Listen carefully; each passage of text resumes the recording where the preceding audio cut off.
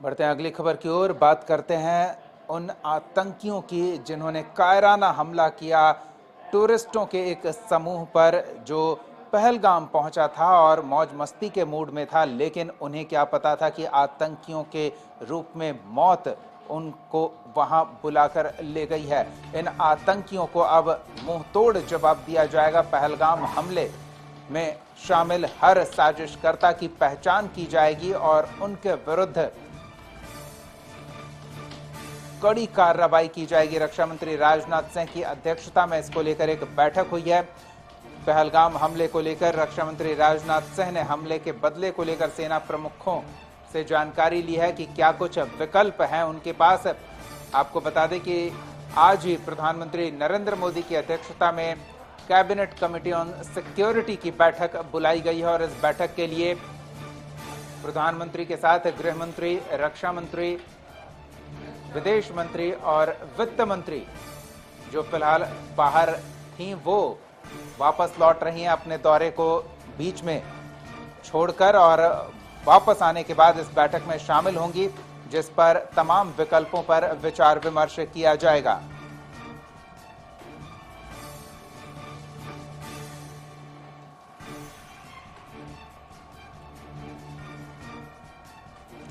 तो इस आतंकी हमले को लेकर सभी निंदा कर रहे हैं। बिहार के नेताओं ने भी अपनी प्रतिक्रिया साझा की है, कुछ सुनाते हैं आपको।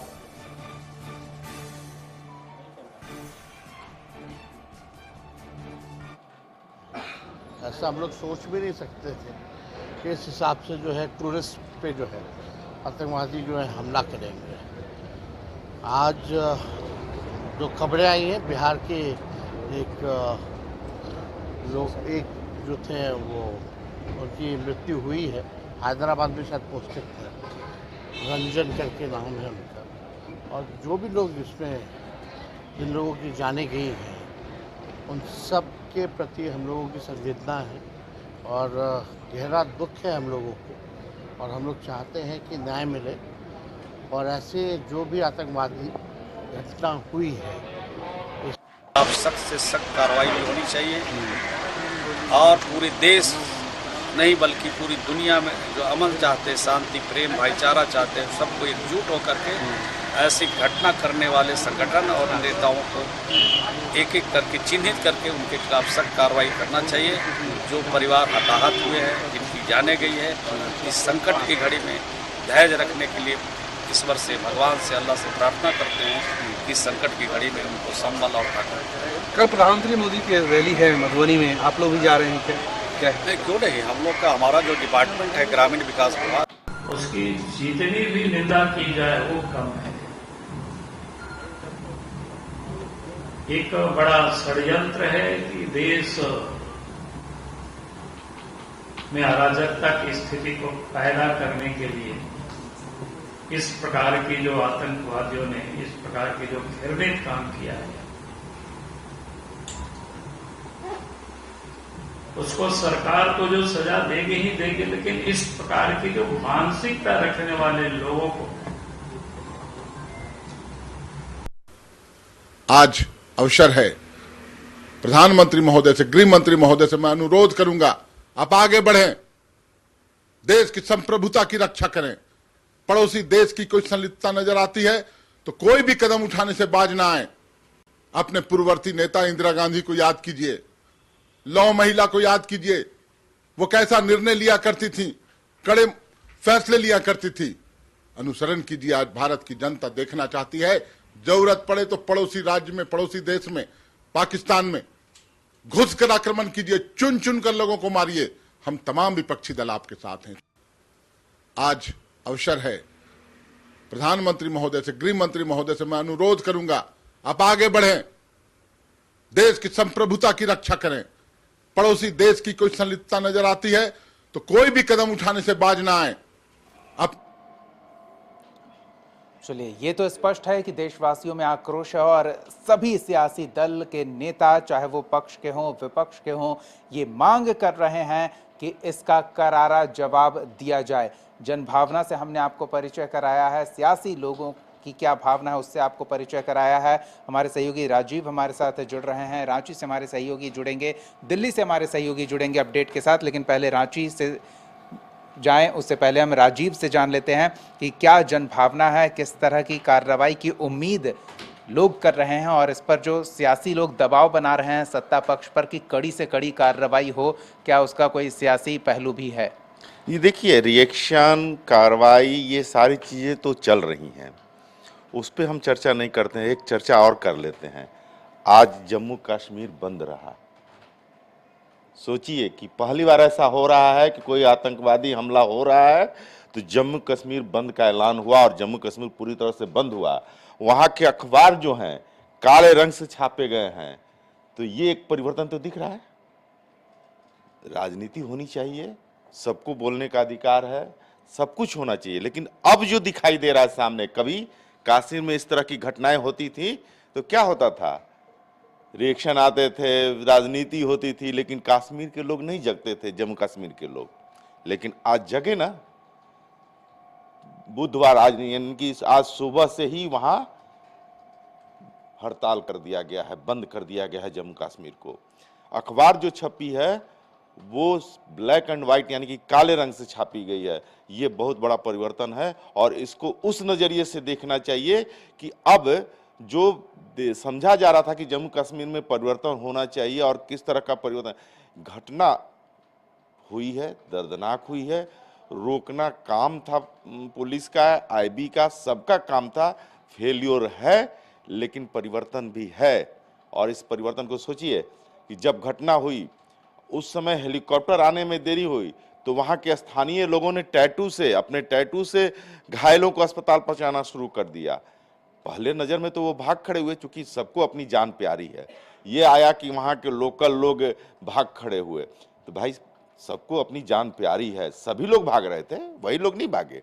लेकिन जो ही स्थिति सामान्य थोड़ी सी हुई, लगा कि आतंकवादी चले गए, तो वो लौट के आए और अपने टैटू पर वो घायलों को लेकर के गए।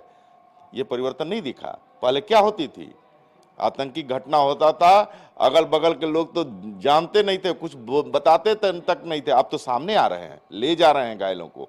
ये परिवर्तन है। और रह गई बात की बैठकें हो रही हैं, अमित शाह डेरा डाले हुए हैं, राजनाथ सिंह मॉनिटरिंग कर रहे हैं, प्रधानमंत्री आज लौट आए हैं और बहुत अहम बैठक आज शाम को देर शाम तक होनी है पीएम के नेतृत्व में। कुछ न कुछ होगा। और ये एक चीज और आ रहा है कि इस घटना के पीछे, कश्मीर का जो घटना हुआ है, इसके पीछे पाकिस्तान के हाथ नजर आ रहे हैं। तो उस समय जब सामने आएगी, बहुत सारी बातें खुल करके अभी आनी बाकी है। और हालांकि सभी राजनीतिक दल के नेताओं ने इसकी निंदा की है और करनी भी चाहिए, लेकिन राजनीति से थोड़ा परे हट करके।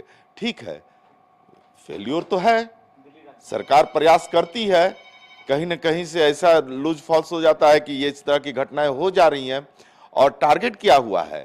अब देखिए कि टारगेट पहले क्या होता था, आर्मी के जवानों पर हमला होता था, पुलवामा की घटना आपको याद है।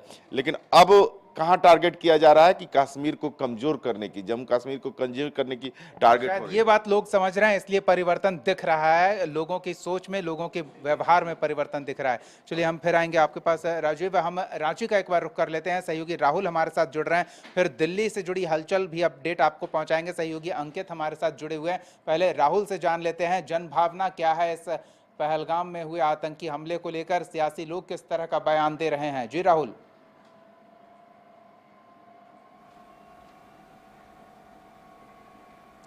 देखिए, जनभावना लोगों का, पार्टियों का, अलग अलग जो पार्टियां हैं उनका साफ कहना है कि घटना दुखद है, निंदनीय है। जिसकी इस घटना की जितनी निंदा की जाए वो कम है, क्योंकि जिस तरीके से 26 लोगों को की हत्या की गई और उस हत्या के बाद जिस तरीके से लोगों के दिलों में एक तरह से कह सकते हैं कि आक्रोश दिखाई दे रहा है, वो राजनीतिक पार्टी के लोगों आक्रोश दिखाई दे रहा है। हालांकि आज बोकारो के एक नौशाद नाम के व्यक्ति ने इस घटना पर एक लंबा चौड़ा एफबी पे पोस्ट किया और उसने पाकिस्तान को बधाई भी दी, जिसके बाद झारखंड पुलिस, बोकारो पुलिस ने तत्परता दिखाते हुए उस व्यक्ति को गिरफ्तार किया। तो अभी भी कई ऐसे लोग हैं जो समाज के बीच में हैं और इस घटना को लेकर अधिकतर लोग तो इसकी निंदा कर रहे हैं, अपनी श्रद्धांजलि अर्पित कर रहे हैं, लेकिन कुछ समाज में ऐसे भी लोग हैं जो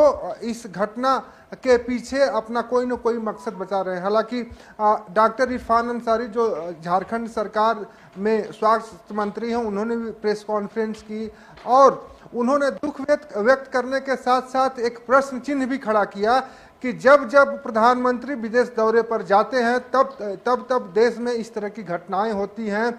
जो 300 किलोग्राम आरडीएक्स आया था पुलवामा अटैक में, वो उस आरडीएक्स की अभी तक जांच नहीं हो पाई, उसकी भी रिपोर्ट आनी चाहिए। तो एक तरह से हम कह सकते हैं कि श्रद्धांजलि देने के साथ साथ, संवेदनाएं व्यक्त करने के साथ साथ राजनीतिक लोग इसमें राजनीति भी साधने से पीछे नहीं हट रहे हैं। हालांकि अब देखना होगा कि केंद्र सरकार का अगला कदम क्या होता है, क्योंकि बिल्कुल केंद्र सरकार का अगला कदम क्या होता है। लेकिन इरफान अंसारी शायद ये बताना भूल गए कि एक और विशेष संयोग ये भी बनता है कि जब जब इस तरह के हमले होते हैं तब राहुल गांधी भी विदेश के दौरे पर रहते हैं। तो वो किस कारण से विदेश के दौरे पर रहते हैं जब भारत में हमले होते हैं? प्रधानमंत्री नरेंद्र मोदी के विदेश दौरे पर अगर सवाल उठा रहे हैं, संयोग का जिक्र कर रहे हैं, तो उस संयोग पर भी विचार करना आवश्यक हो जाता है। अगर सियासत इस तरह के मुद्दों पर कर रहे हैं तो सवाल जनता भी करेगी, कोई और भी कर सकता है।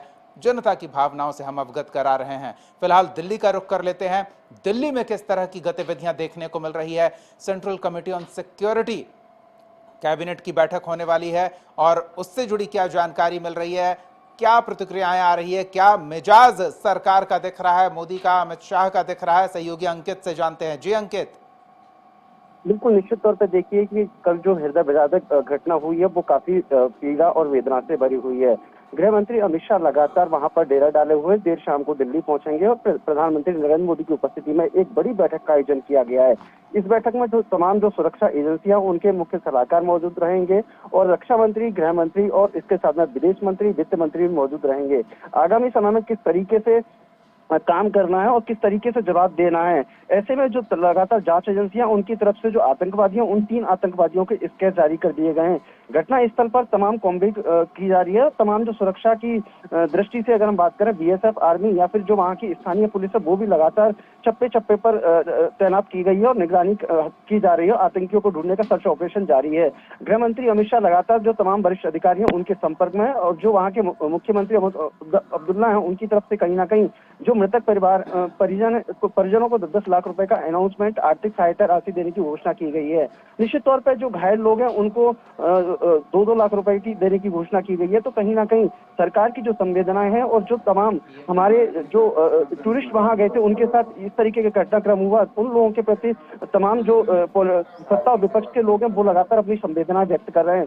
देर शाम को प्रधानमंत्री नरेंद्र मोदी की आवास पर एक बड़ी बैठक का आयोजन किया जा रहा है, जिसमें आगामी तरह से किस तरीके से उन लोगों को करारा जवाब देना, उस पर चिंतन और मंथन किया जाएगा।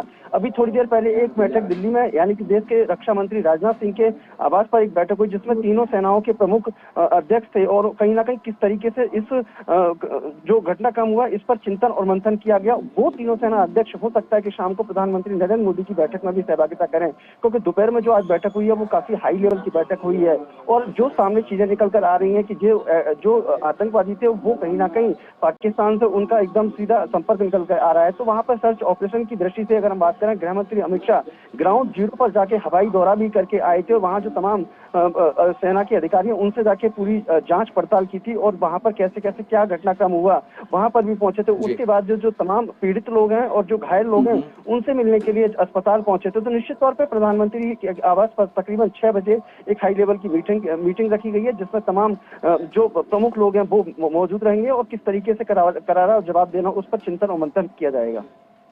चलिए, तो देशवासी ये उम्मीद कर रहे हैं कि एक और बालाकोट की सूचना उन्हें जल्द मिलेगी, क्योंकि एजेंसियां जब कार्रवाई करेंगी तो गुप्त रूप से और जोरदार कार्रवाई करेंगी। ये सबक सिखाया जाएगा, एक उदाहरण बनाया जाएगा कि अगर फिर से वो लोगों को निशाना बनाते हैं तो उसका क्या अंजाम होता है ये उन्हें जताया जाएगा, बताया जाएगा। धन्यवाद अंकित, इन तमाम अपडेट्स के लिए स्थिति पर नजर बनाए रखें। तो आतंकी हमले को लेकर पूरे देश में आक्रोश है, सरकार इसको लेकर लगातार बैठकें कर रही है कि किस तरह से आतंकियों को उनके अंजाम तक पहुंचाया जाए, इसकी तैयारी हो रही है और तैयारी जोरदार हो रही है। जल्द इसका परिणाम भी देखने को मिल सकता है। फिलहाल न्यूज रूम लाइव में इतना ही। कशिश न्यूज पर खबरों का सिलसिला जारी रहेगा, देखते रहिए कशिश न्यूज।